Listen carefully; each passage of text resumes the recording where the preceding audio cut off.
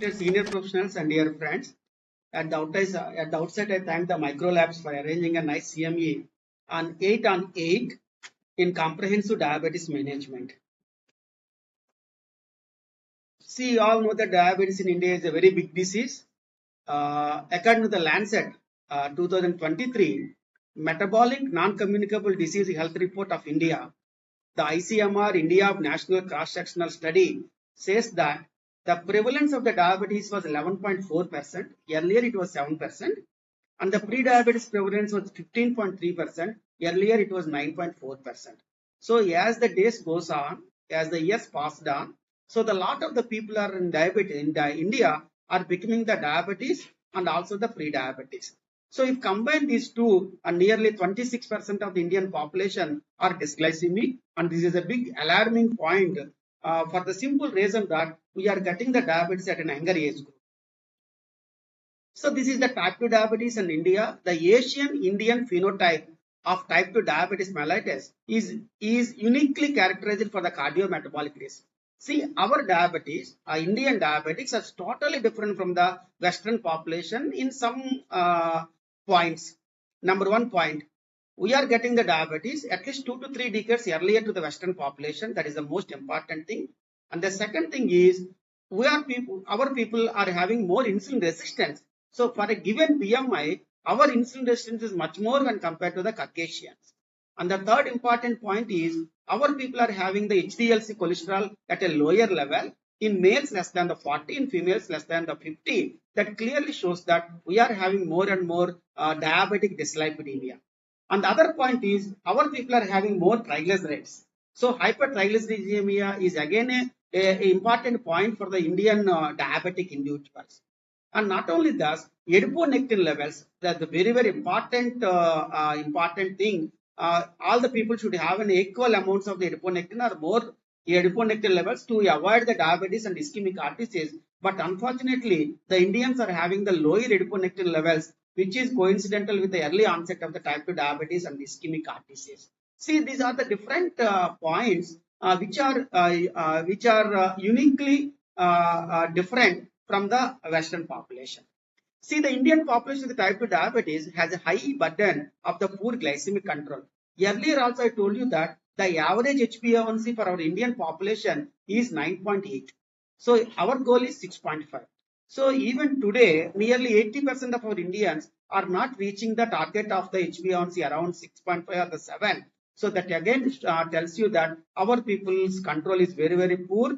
Maybe because of the poor dietary habits, maybe because of the sedentary lifestyle, maybe because of the poor quality of our OHS or improper management of the type 2 diabetes for the physicians or our population.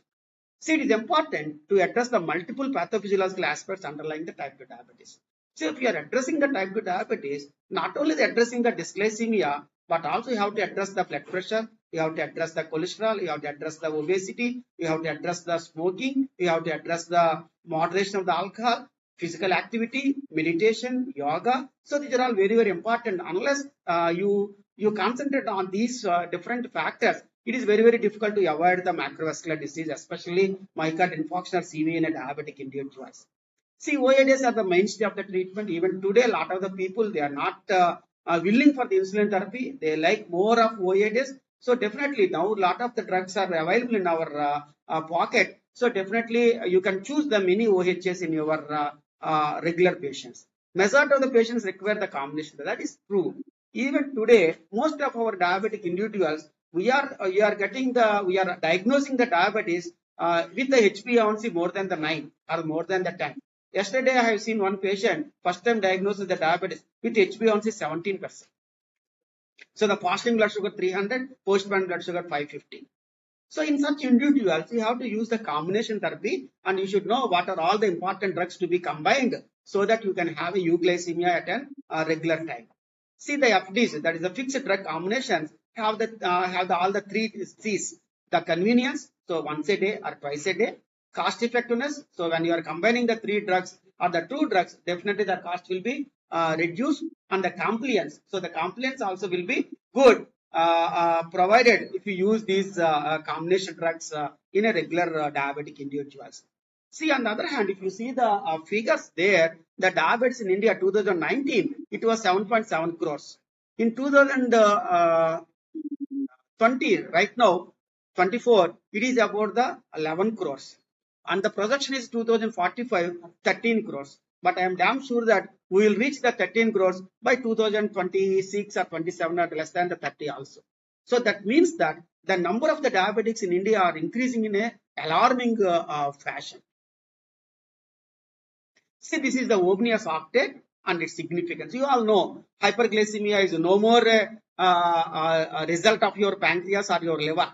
Now, the lot of the organs are involved in the causation of the hyperglycemia in our patients. So, for example, if you take the pancreas, in the both ways it can cause hyperglycemia. One way, insulin deficiency will lead to the hyperglycemia. On the other hand, there will be the hyperglucagonemia, that is alpha cells will overact, will release more and more glucagon. So the glucagon will is an antagonist to the insulin, causes hyperglycemia. So in that way, the pancreas will cause hyperglycemia in two ways, alpha cells and the beta cell. In the same way, the intestines also will cause the hyperglycemia in two ways. One is especially our South India rice eaters. So the more the rice, more the carbohydrate, more the simple carbohydrate, more the absorption of the carbohydrates. So definitely the more hyperglycemia. And the second important point for the intestines is the incretin hormones. Your GLP-1 and also your GIP. These two are the incretin hormones being secreted from your small intestines. They also will cause a lot of the hyperglycemia. So the pancreas in two ways, intestines in two ways, and then the cholesterol. So the more and more lipolysis, so definitely more and more free fatty acids. Again, that will be converted to the glucose by a process called neoglucogenesis in the liver, that will cause more hyperglycemia. On the kidneys, yes, what are all the glucose is filtered by the glomerulus. All the filtered glucose is again reabsorbed through the proximal convoluted tubule. So that's how the kidneys will help you in reducing the hyperglycemia by using the SGLT inhibitors, which block the reabsorption of the filtered glucose. The muscle also plays a major role. So the entry of the glucose into the muscle is reduced because of your reduced insulin sensitivity or the increased insulin resistance. So that also will cause hyperglycemia. And then the brain is very important because in the hypothalamus you are having the satiety center, and there is any disturbances in the satiety center, some of the people will be on binge eating. So that also will cause more and hyperglycemia. Liver is very, very important organ. You all know that because in the liver, all the glucose, excess glucose is stored in the liver in the form of the glycogen. So when the fellow is under fasting for the first 12 hours or the first 24 hours, whatever the stored glucose is there in the liver, that will be converted to the glucose. And after 12 hours or after 24 hours of the fasting, and your proteins and your fats also will be converted to the glucose, that is neoglucogenesis. So glycogenolysis, glycogenesis, neoglucogenesis, all these things will occur, will take place in the liver. That is a very important organ to be addressed. So if you see here, there are the 8 ways of getting the hyperglycemia. One is insulin deficiency. The second one is increased glucagon, and then increased hepatic glucose output, and there will be the satiety center stimulation, and then the reduced glucose intake into the muscles, and then there is more and more glucose is reabsorbed in the kidneys, and there will be the more and more fatty acids and the free fatty acids and neoglucogenesis from the fat cell point of the view. And then in the intestines, the 2 ways, one is the absorption, the second one is the incretin hormones. So the intensive glycemic control with the early combination therapy. See, I told you that whenever you see a diabetic, divide them into 3 groups: mild diabetic, moderate diabetic, and severe diabetic, according to your HbA1c levels. Suppose if the HbA1c is between 6.5 and the 7.5, you consider them as a mild diabetic, and you need not prescribe any drug also for mild. That means with 1% rise of your HbA1c can be controlled with your proper dietary approach and with good exercise program or some yoga. So you advise them with the mild diabetes, but unfortunately in India, it is very, very rare to diagnose the people with the mild diabetes. Most of the people, they will be the symptomatic by only when they are moderate or the severe diabetes. So the moderate diabetes means HbA1c between 7.5 to 9, where you have to use the 2 or the 3 OHS. And the third one is the severe diabetes, where the HbA1c is more than the 9, where you have to use the 2 or the 3 OHS or the 4 OHS or the 5-OHS, sometimes a basal insulin, or maybe the mixtars, etc. and etc. So this is the very important. Whenever you see a patient of the diabetes, you consider them as the mild or moderate or severe, and then act accordingly. So the mild diabetes only with the diet and exercise. If you want to use any drug, except metformin is sufficient for them. If the moderate diabetes, metformin plus DPP4 inhibitors, or metformin plus SGLT2 inhibitor, or metformin plus pioglitazone, or metformin plus glimepiride, or metformin plus voglibose, etc. When the fellow's HbA1c is more than the 9, so definitely we have to use the 4 or the 5 drugs in the form of sulfonylurea and the metformin, and then the alpha glucosidase inhibitor like voglibose, and then the gliptins and the SGLT inhibitors, etc. and etc. And then you check the HbA1c after the 3 months. Suppose you are happy when there is a good reduction in the HbA1c, continue with the same. Otherwise, there is always a scope to, there is always a room to add a basal insulin or intensive insulin therapy. See, there are the different landmark trials like your UKPDS or ECCORD and ADVANCE or VADT. All these trials say that intensive control of the blood glucose will definitely reduce the complications, except the ECCORD. In the ECCORD, especially in the ICUs, cardiac ICU, now the Naresh is with us as an interventional cardiologist. In the ECCORD, they did the intensive study. So they keep the blood sugars very low, say HbA1c less than the 6.5, and the fasting is around 100, postprandial around 140 in the cardiac ICUs, and lot of the people are going to die. So a lot of the people are dying because of this intensive control. So the ECCORD trial was prematurely stopped because of the more and more mortality. Once you keep the HbA1c as tight as possible in the cardiac patient. So that the take-home message is, in all the ICUs, keep the blood sugar between 140 and 180. Less than the 140, don't intervene it. Because less than the 140, if you give some insulin, so definitely you are producing the hypoglycemia, and this hypoglycemia will aggravate the cardiac complications like arrhythmias, and then definitely the cardiac mortality will be increased. Once the blood sugar is beyond the 180, you have to start the insulin therapy in all the cardiac ICUs, and the best insulin to be used in all the ICUs is the regular insulin or the soluble insulin, like your Actrapid or Insulin, or when the patient can afford, you can use the Lispro, or you can use the Fiasp, etc. etc. A separation of HbA1c of 1% in the UKPDS reduce the risk of the microvascular disease. See, all the complications of your diabetes, whether it is microvascular complications or the macrovascular complications, if you reduce the HbA1c, definitely there will be a tremendous reduction in the complications. See, 1% reduction of your 1% reduction of your HbA1c will reduce the microvascular disease by 25%. What do you mean by the microvascular diseases? Your neuropathy, nephropathy, and retinopathy. In the same way, the macrovascular disease also will reduce, but not to the extent of your microvascular, like 25%, maybe 16%, 13%. Here you got the point. Microvascular complications, reduction is very good if you control the diabetes very tightly.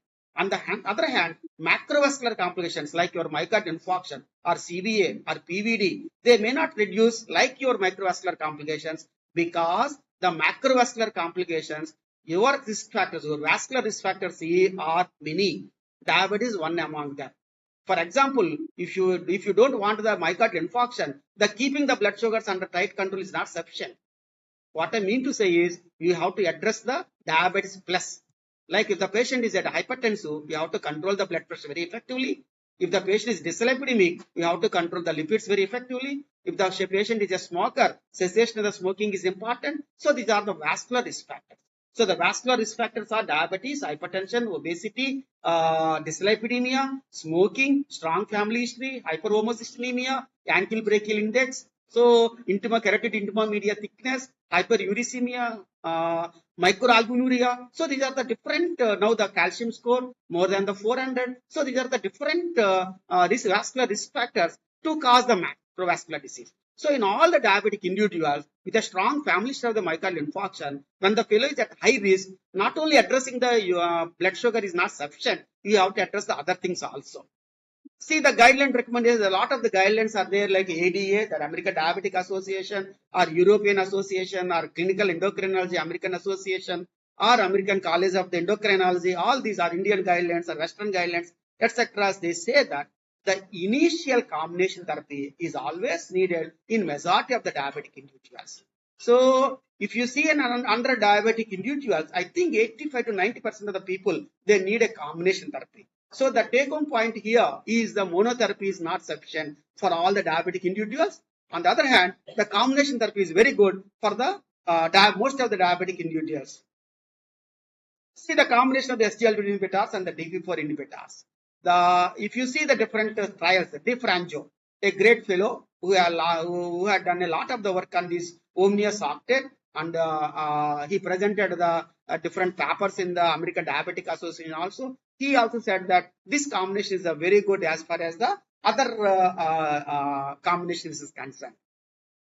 See, this is the fixed drug combination of your DAPA, LENA, and the metformin. See, the dapagliflozin, which acts only on the kidneys. So, in the kidneys, I already told you, the filtered glucose reabsorption will be blocked, so that the people will have the therapeutic glucosuria. So, the people on dapagliflozin, there will be urine sugar will be 4 plus, 3 plus, etc. And the continuous glucose is there in the distal urethra, and there are high chances of getting the urinary tract infections or the monilian infections in this population. So the hydration is very, very important, and the personal hygiene is very important in the people who are using the dapagliflozin. Otherwise, these people will get the UTIs and the monilian infections. See the linagliptin. So the linagliptin will act on the gut, They act on the brain. They act on the pancreas. They in the both the beta cells and the alpha cells. In the metformin, you know that metformin will act on the muscle. It will act on the liver. To some extent, it also acts on the fat. So these are all the advantages of these drugs. And finally, they reduce the hypoglycemia, this combination, plus pleiotropic benefits. So that means vasculoprotective benefits. Because you are using the dapagliflozin, it is a vasculoprotective, renoprotective, cardioprotective. You are using the linagliptin, so it is not inferior to the any other drug as far as the cardiac protection is concerned. So it is not inferior to cause any cardiac problems in the linagliptin. And then the metformin, it's a very good drug. So the metformin reduces the appetite, metformin reduces the body weight, metformin reduces the cholesterol, metformin reduces the blood pressure. So these are all the benefits are there with the metformin in all the Indian population because of the insulin resistance, because of the abdominal adiposity, and it is very difficult to treat without the metformin. So these are the pharmacokinetics of the linagliptin, DAPA, and the metformin. Absorption maybe 1 to 4 hours in the linagliptin, DAPA 2 hours, and the metformin 4 to 8 hours. Extensively distributed into the tissues, linagliptin 99% is the protein bound. DAPA, it is also extensively distributed in the tissues, 91% is the protein bound, and metformin 90% is the protein bound. In the metabolism, linagliptin is the liver, dapagliflozin in the liver, metformin is excreted unchanged in the urine and does not undergo the hepatic metabolism. And excretion, linagliptin beauty is 5% only through the urine. So that is the reason in all the stages of the CKD, whether the creatinine is 2 or the 3 or the 4 or the 5, if you want to use the DP4 inhibitors, linagliptin is a safe drug without any change in your medication, for the simple reason that excretion is only 5% through the kidneys, whereas the 95% is the feces.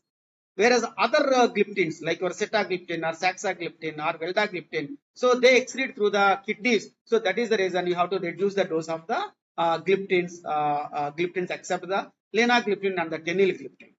Dapagliflozin 75% in the urine and 21% in the feces. Even in the CKD, when the creatinine level is up to the 3 or the 4, you can safely use the dapagliflozin, because dapagliflozin is a cardioprotective. Most of the CKD population, they will have the heart failure, and dapagliflozin is one of the important 4 or the 5 pillars in the management of the heart failure. So you have the 4 pillars in the management of the heart failure. One is the ACE or ARB or ARNI, and the second one is the cardioselective beta blockers like your carvedilol or betaseprol or nebuliol. And the third one is the mineraloreceptor antagonist like your finerenone or the spironolactone. And the fourth one is the SGLT inhibitors like the dapagliflozin or the empagliflozin. And the fifth pillar is the Virtiogat, which improves your nitric oxide levels and reduces the endothelial dysfunction. So in that way, the DAPA is very, very useful in those people who are more prone for the heart failure, especially the chronic hypertensive, chronic diabetic individuals. And half-life 10.8 hours in the linagliptin, 18 hours in the DAPA, and about 6.2 hours in the metformin.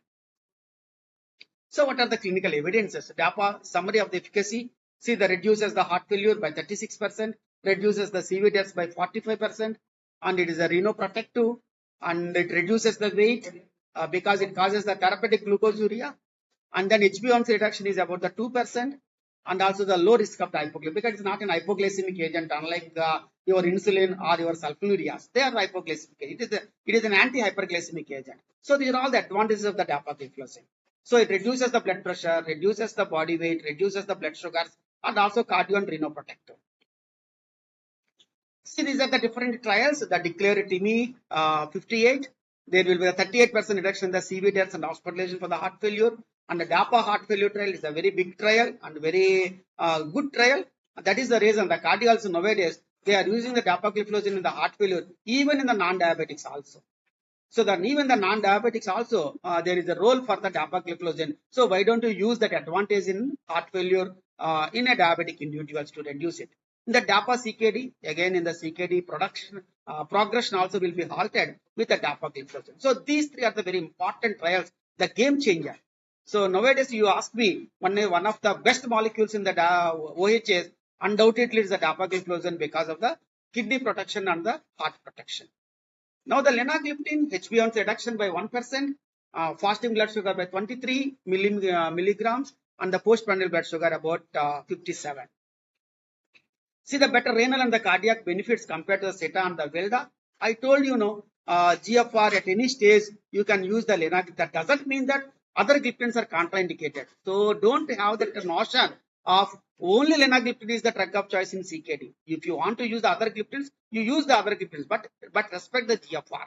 According to the GFR, you have to reduce the dose of the sitagliptin. You have to reduce the dose of the veldagliptin. Nowadays, we are not using the Saxa, and we are not using the teneligliptin. So the teneligliptin will increase the QT prolongation, and definitely is not cardiac safe. So that is the reason we are not using the teneligliptin at all nowadays. Now there is no cost effective also. All the gliptins are available at the price of the teneligliptin. So stop using the teneligliptin. And going to the saxagliptin, so that increases the risk of the heart failure. And nowadays, some studies are there. So saxagliptin will not increase the heart failure chances. But still, we don't use the saxagliptin in the presence of the heart failure. So the lena is a good. You need not change the drugs according to your GFR. But other drugs, if you want to use the other gliptins, also you can use with the reduction of the dosages according to your GFR. See, this is the simple combination. So the combination, there will be the complementary actions, improves the glycemic control, inhibitions the renal absorption of the glucose by DAPA, and improves the peripheral insulin sensitivity by your metformin, and improves the beta cell function by your linagliptin. So this is a good FDC will tackle all these things. So the lina and the DAPA plus the metformin, there is a study. So the phase 3 multi-center study about the 267 subjects. So what is the study duration is about 16 weeks. So this is the study results. So HbA1c reduction by about 2%, fasting blood sugar reduction around the 60, postprandial blood sugar around 100, and weight loss about the 1 kg. So this is a very, very important reduction if you see with this triple drug combination. The same thing here, the Springer Nature. So the Mala Dharmalingam, she is from Bangalore, evaluating the efficacy, safety, and the combination therapy of the DAPA and the lena over the DAPA and the veldagliptin. So they studied the in some cases they have given the linagliptin, in other cases they have given the veldagliptin. See, there are about the 236 subjects. It was across the 14 centers. It is the phase 3 trial. Study duration is about 18 weeks. See, these are the results. See, the A1C reduction is more with the linagliptin compared to the veldagliptin.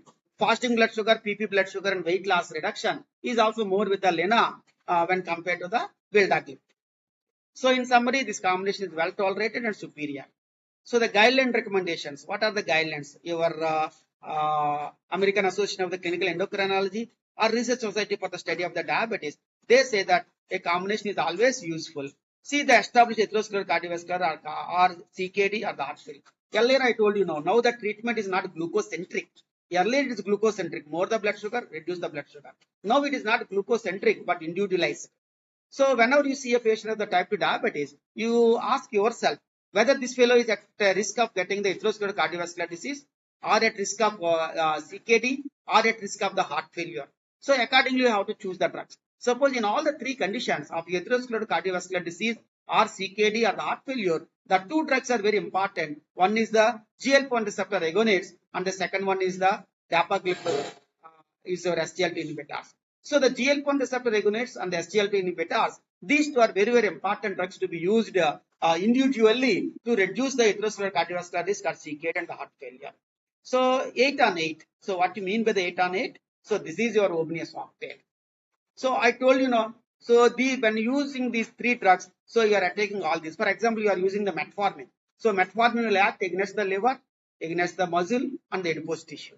And the dapagliflozin against the kidneys. And when you are using the lenacapavir in the kidneys, in the pancreas, both the beta cells and the alpha cells, in the brain and in the intestines and in the incretins. So these are all the 8 ways of getting the hyperglycemia, and all the 8 ways will be closed by using these combination of the linagliptin, dapagliflozin and the metformin. So why that triple combination? To address all the 8 aspects of the Omnius octet, for comprehensive glycemic control, for beta cell preservation, low risk of hypoglycemia, significant weight loss, and cardioprotective benefits. So finally, why should we treat an asymptomatic diabetic individuals? Most of our people are asymptomatic, 80%.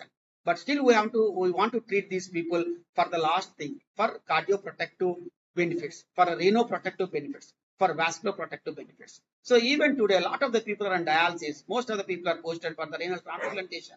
Most of the people are PTCA or CABG or heart transplantation. So all these things can be avoided in a diabetic individual, provided if you attack the Omnius octet 8 on 8 by these combination of the drugs. So thank you very much for your patient hearing, and if you have any doubts, I'll be very happy to clarify them.